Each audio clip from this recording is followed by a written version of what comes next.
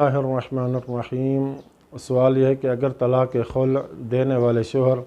اور لینے والی عورت میں دیگر طلاقوں جیسے ہی شرائط اور ضوابط ہیں تو طلاق خلع اور دیگر طلاقوں میں پھر فرق کیا ہے؟ جواب میں آیت اللہ سستانی فرماتے ہیں، بیان کردہ شرائط کے علاوہ طلاق خلع لینے والی عورت میں 2 اضافی شرطیں ہیں۔ پہلی یہ کہ وہ اپنے شوہر سے کراہت و نفرت کرتی ہو اور اس کی ناپسندیدگی کا اس حد تک پہنچا ہوا ہونا ضروری ہے کہ جو خاتون کو اس بات پر ابھارے کہ وہ اپنے شوہر کو یہ دھمکی دے کہ وہ حقوق زوجیت کی رعایت کو ترک کر دے گی اور شوہر کے حق میں اللہ تعالیٰ کی طرف سے وضع کردہ حدود کی پاسداری نہ کرے گی اور انہیں بجا نہ لائے گی۔ دوسری شرط عورت میں وہ یہ کہ طلاق خلع میں ضروری ہے کہ وہ اس طلاق کے بدلے شوہر کو فدیہ ادا کرے،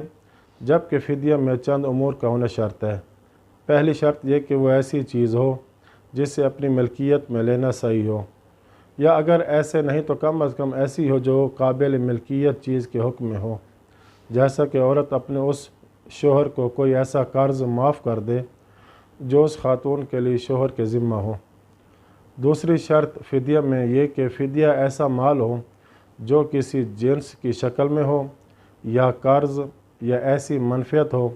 کہ جسے مال شمار کیا جا سکے، خواہ وہ مہر کی مقدار سے زیادہ ہو جائے، یعنی اگر کوئی ایسی چیز عورت اپنے شوہر کو معاف کر دے جو شوہر کے ذمے میں ہو تو خواہ اس کے مہر سے زیادہ ہو تو بھی اسے فدیہ شمار کیا جا سکتا ہے،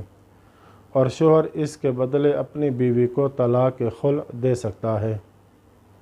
فدیہ میں تیسری شرط یہ کہ فدیہ وہ مال معلوم یعنی مال معین ہونا چاہیے۔ پس اگر شوہر اپنی بیوی کو 1000 کے بدلے طلاق دے لیکن معین نہ کرے کہ 1000 روپے یا 1000 دینار یا 1000 ڈالر، تو یہ طلاق خلع باطل ہوگی،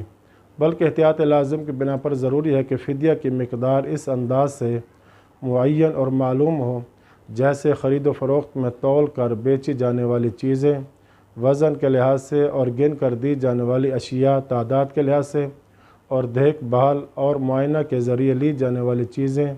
دیکھنے کے لحاظ سے معین ہوتی ہیں۔ ہاں البتہ اگر عورت طلاق خلع کے بدلے اپنا مہر مسمى یعنی معین کردہ مال معاف کرے تو اس کا یوں معلوم ہونا ہی کافی ہے جیسا کہ عقد میں تھا۔ پس اگر عورت اپنا مہر طلاق خلع کے عوض معاف کر رہی ہو تو اس مہر کی مقدار سے شوہر کا اس طرح آگاہ ہونا ہی کافی ہے جس طرح نکاح کرتے ہوئے مہر سے آگاہی ضروری ہے۔ اسی طرح عورت کے لیے جائز ہے کہ وہ اپنے شوہر کے بچے کی رضاعت یعنی دودھ پلانا اس کو طلاق خلع کے بدلے فدیہ قرار دے، لیکن اس میں شرط یہ ہے کہ دودھ پلانے کی مدت معین کی جائے۔ اب سوال یہ ہے کہ کس طرح کی ناپسندیدگی خلع لینے کا شرعی سبب بن سکتی ہے؟ اس کا جواب آنے والی ویڈیو میں ہم بیان کریں گے انشاءاللہ تعالی۔ وصلی اللہ علی محمد وآل بیتہ الطاہرین۔